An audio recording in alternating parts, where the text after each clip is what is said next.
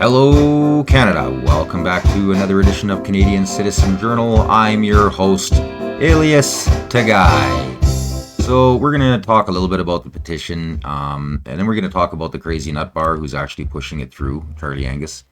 And then we got a couple other little things we're going to touch on. But first, there's a video going around with this lady who recorded herself getting hit by an avalanche. I figured what a great way to start the video off. Here we go. Check out the guy at the bottom right hand corner of the screen. Oh my. Okay, we just got hit by a avalanche.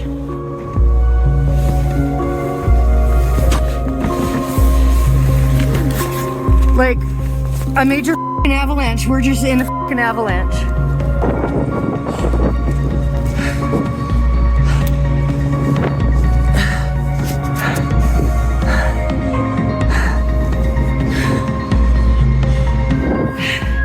I'm walking over the avalanche to get back to the truck.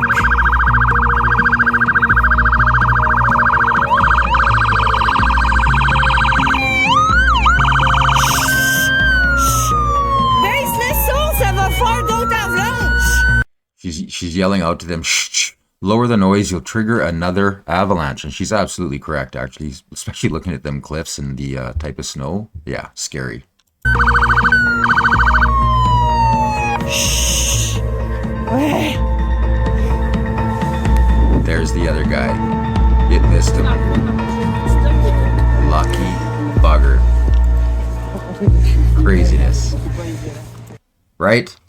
Craziness. That's some great footage. I'm glad everybody's safe. Pretty amazing though. Okay, so let's get started on these petitions. So this is the first one that everybody's talking about here.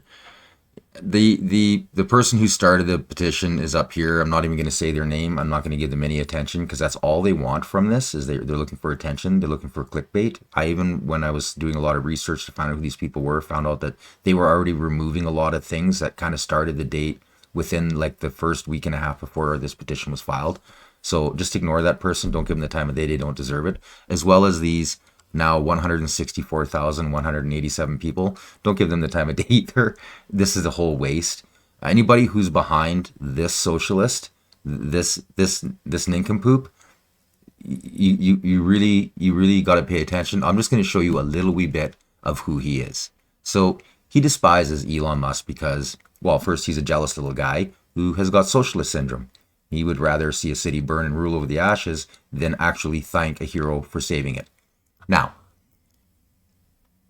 Elon Musk, when he bought Twitter, knew that he was putting his entire fortune on the line. But he's been quoted as saying, and I've seen a few different videos, and he says it a little bit differently in every way, but I'm just going to kind of set it out the best, how I heard it best throughout every which way I've heard it, is I'm a lifelong Democrat, and I took it down in my heart that I had to do something to make sure and ensure to protect the First Amendment when I saw censorship happening. So he took the step, he risked everything, and he bought Twitter. And then he was right. And what's crazier is he wasn't just right. He was justified to the point that what he saw and witnessed completely changed him inside. He then became a Trump supporter. So did RFK. He tried everything. That the Democrats were broken. They were bought and paid. He joined Trump. So did Tulsi Gabbard, one of my heroes. Right? Piles of them came out of the woodwork. Only the good ones. It seems like only the good ones came out.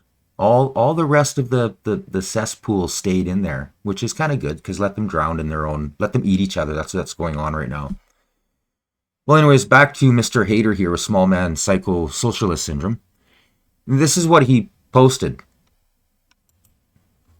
It is impossible to overstate the extent of Elon Musk's mishandling of Twitter. The normal descriptors just can't capture the colossal F-up of this ego nutter.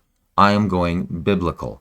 Bringing out the popcorn as the Tower of Babel goes down in real time. See? He would rather see innocent people. He'd rather see the whole thing go under and everybody lose jobs and the economy crash and burn for him to say, look, I was right, while he was helping to burn down the hero who was trying to save civilization and free speech.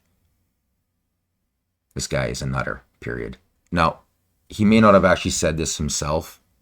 It's to a link from a New York Times article that has been since taken down. But he did post it as his post, as his voice. That's how he labeled it. So this is really him, how he feels. So afterwards, he kind of got quiet a little bit. He even kind of dropped off of, I'm protesting, I'm leaving Twitter. Rah. And then he came back. Of course he did. He's got to have somebody that he can talk to, somebody that'll prop him up. You know, people who are, you know, blind, deaf, and dumb. They don't hear or see evil, or they just, you know, take what they can from him because they only hear the snippets but don't actually check what he's doing. I apologize, but that's the truth, because you gotta, and I know the media has a lot to do with it, but some of these people are like, they're full fans. I'm sorry, you don't jump on the fan wagon without doing research first. You just don't do it. That's just wrong. But I'm just going to play a short clip. Now, I played you another clip from this same hearing, which is, it took, you know, weeks for it to all go through, and they're still going through it. This was a year ago. They're still going through it, and they're still finding corruption and censorship. But just to give you an idea of how deep the corruption and censorship was and how it was done by one party. Gentlelady from New York, Ms. Stefanik, for 5. Thank you, Mr. Chairman. It has been almost 1 year since the first bombshell Twitter files. Looking back now, and my questions are for Mr. Taibbi and Mr. Schellenberger, what was the most alarming thing that you came across during your review of internal Twitter documents? And I have a number of follow-up questions, so keep it short. Sure. Thank you for the question. I think the most alarming thing that we saw was the regular stream, organized stream of communication between the FBI, the Department of Homeland Security, and the largest tech companies in the country. They had an organized system for flagging content, not occasionally, but in enormous numbers, involving spreadsheets of accounts that ran to the hundreds and thousands.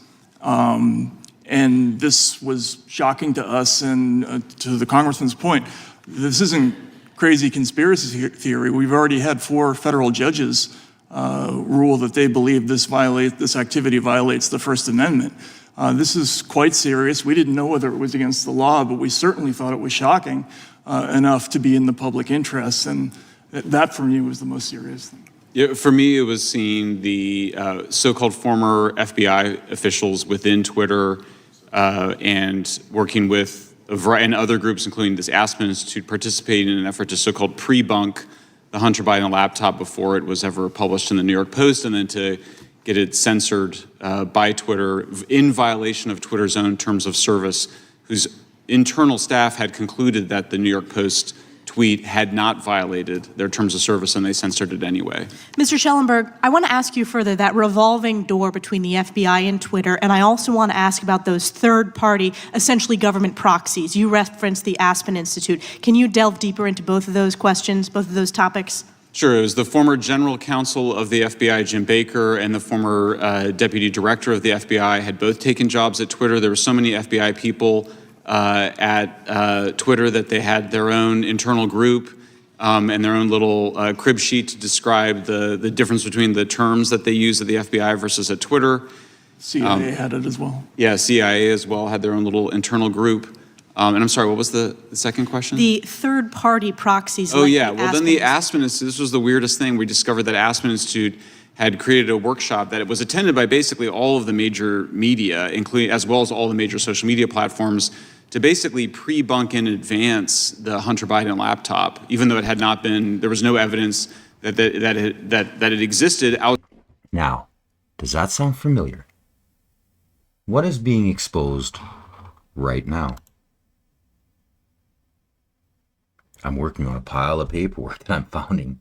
We're getting more bombs dropped, more people coming out of the woodwork every day on how not only the RCMP helped to hide what Trudeau was doing, but the media did too. They were all in cahoots. Now, they're like, oh, conspiracy theory. Conspiracies, they're winning. In fact, I gotta throw me in there. We're winning. It's the truth.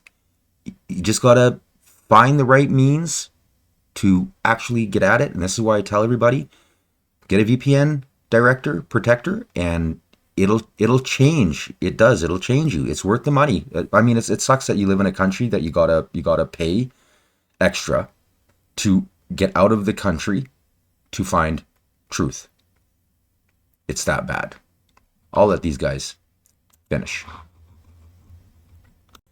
Outside of the fact that the FBI knew that they had it because they got it in December 2019. So to have the Aspen Institute trying to persuade people not to cover the Hunter Biden laptop story in August and September of 2020 was quite chilling and disturbing to see. These content moderators at social media platforms like Twitter wield an enormous amount of power in terms of determining not only what Americans can say, but also what Americans can see. Do you believe, Mr. Taibbi and Mr. Schellenberg, that it's appropriate for unelected bureaucrats or these tech companies to collude to influence what Americans can say or read? Absolutely not. And, I wanted to stress again that all this was happening secretively with the blessing of the Department of Homeland Security, with them sending things to, this is from the EIP at Stanford to Twitter and Facebook saying, we repeat our recommendations that this account be suspended. We recommend labeling all instances of this article. We recommend that you flag as false this. All these demands being made secretly without any public review. My view is that the government doesn't decide who can speak in the town square. Why should the government be deciding who can speak on social media platforms?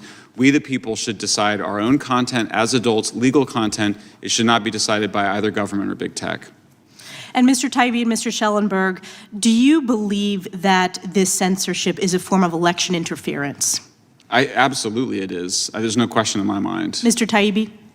Yes, I think it certainly can be. In the latest story that we did on the CTI League, we saw the overt partisanship of the people involved in this operation.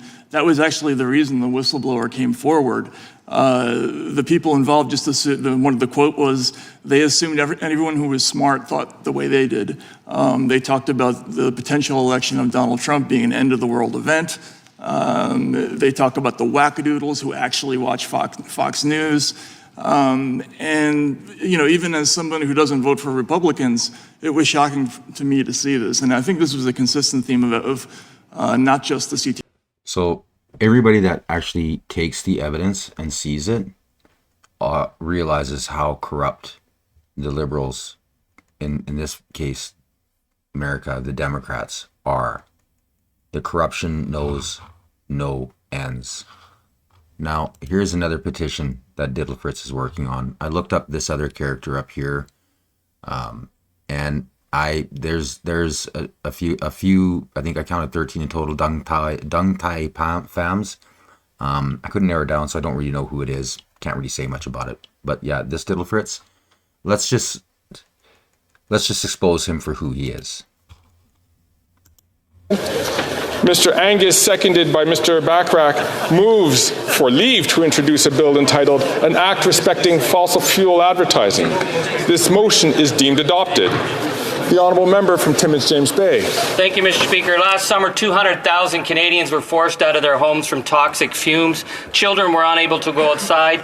The issues of asthma attacks on elderly from toxic pollution from fossil fuel burning. There are more people dying every year from fossil fuel pollution than from tobacco. The big tobacco moment has arrived. We know that big oil has had years of disinformation and interference and false claims about the damage that they're doing to the planet, but they are also killing people. Today, I'm proud to rise and introduce a bill that will make illegal the false advertising by the oil and gas industry. The big tobacco moment has finally arrived for big oil. We need to put human health ahead of the lies of the oil sector. Blah, blah, blah, blah, blah, blah, blah, blah, blah.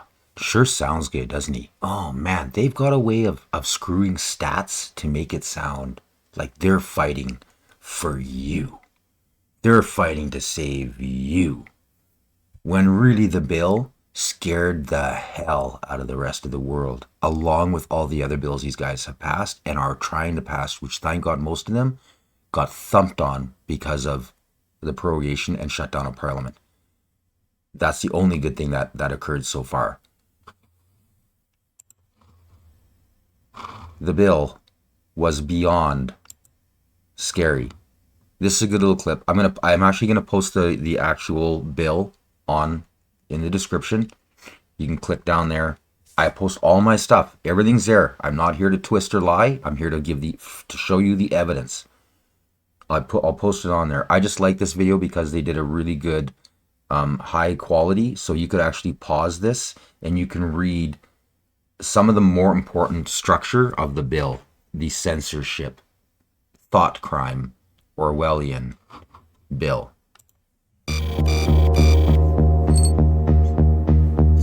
The time has come to ban all oil and gas advertising. The big tobacco moment has finally arrived for big oil.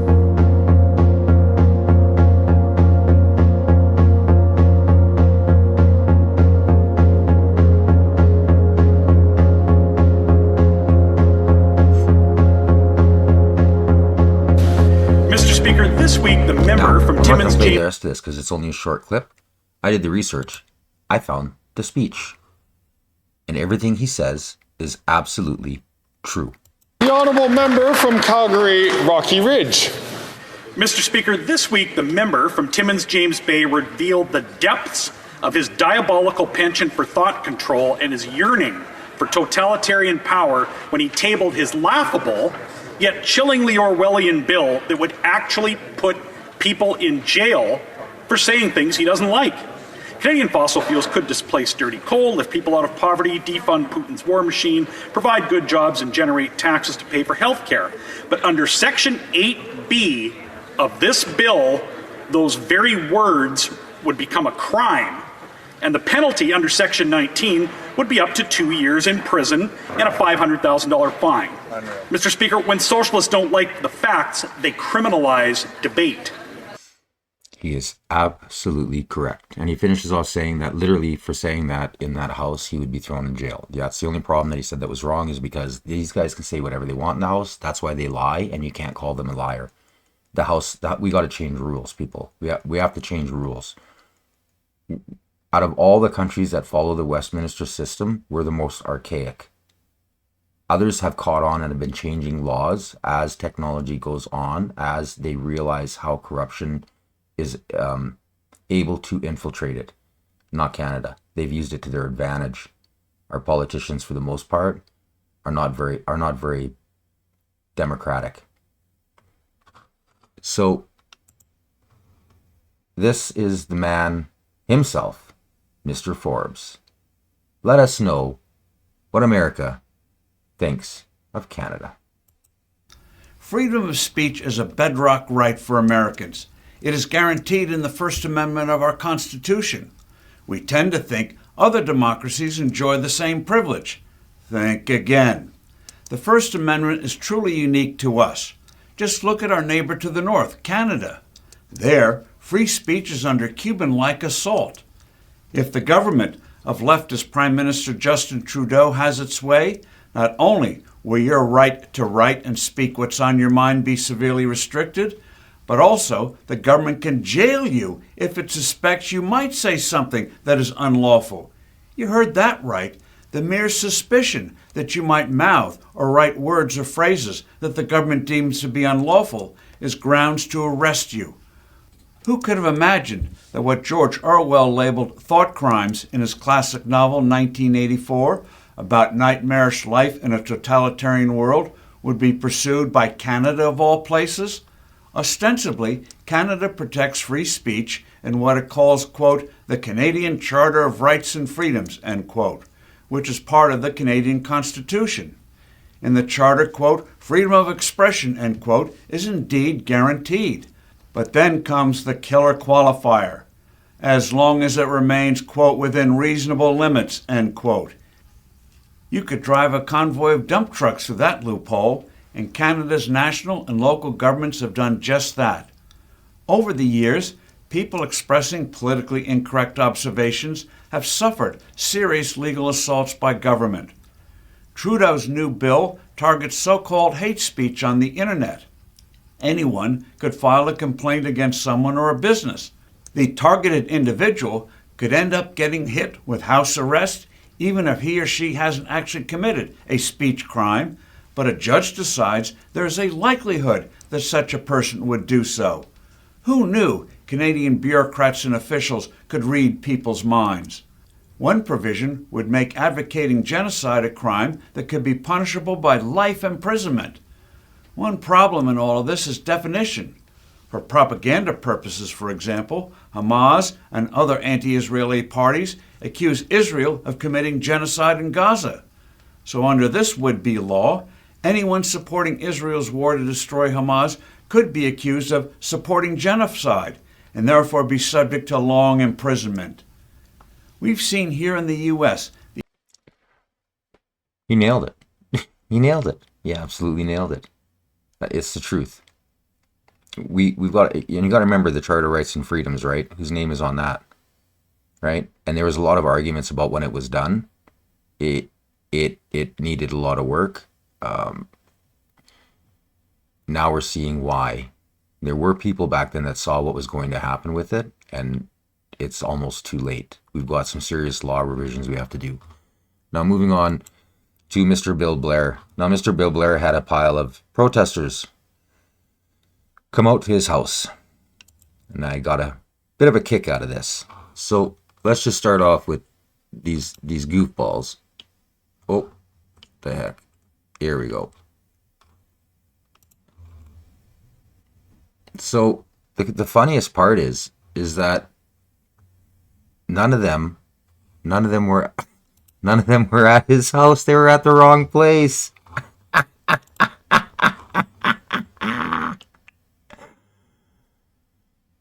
Oh man, you can't make this stuff up. Yeah, these people are insane. And the kicker is they hide their faces, right? And then they try to get pictures of everybody who's trying to see who they are, and then they dox them. They literally they spread it through the little internet with all their little Antifa buddies, and they try to dox them, intimidize them, and sometimes physically harm them. Like, look at that. Like, these people have no. And this girl, she did great. She stood up. They were like harassing her, and this must be her mom on the left. They stood right up to her, and the mom looked over a couple times, just went, just stand your ground, because she was sitting there recording what was going on. But like, look at these people. They're trying to block them. Are you there protesting? Like, aren't you supposed to want to be seen? Oh, you don't want to be seen when it's evil. That's right. That's right. Well, guys, I'm going to call that a show. I just wanted to throw a couple notes out there. Yes, I do read your comments. I've been getting a lot on all my social media. Some of them, everybody wants me to just like spill the beans. I can't do that. I got to do all the research first. It takes hours and hours and hours, and like, not just clips. It's everything. It's newspaper articles. I got to go to Government of Canada websites. I've got to go to it's. So I'm not going to throw anything down as clickbait like other guys do. That's not why I did this channel. I'm going to make sure I do all the research so that when I do lay it out, I can give you the whole story, the real story, and give you the evidence and proof to help show how I came up with those conclusions. I always like your comments. I always read them, and I appreciate you putting them down. So please don't stop. In fact, keep them coming. And then there were others that wanted me to get on to like SNC Lavalin and the Arrive scam and some of those other ones. And I will be doing shows on that. But the SNC was a good one. I will do a show on that, especially with all of the corruption that's coming out right now, because we've had this instant rewind back to SNC, and now we're actually seeing Trudeau being charged. We're starting to see the process go through and the corruption exposed. So I think to have that starting point kind of brought back to attention in a truthful manner would be a great thing to do. So again, thank you for your comments as well. So I hope you liked the episode. If you did, make sure you kick the like button. Please subscribe and share.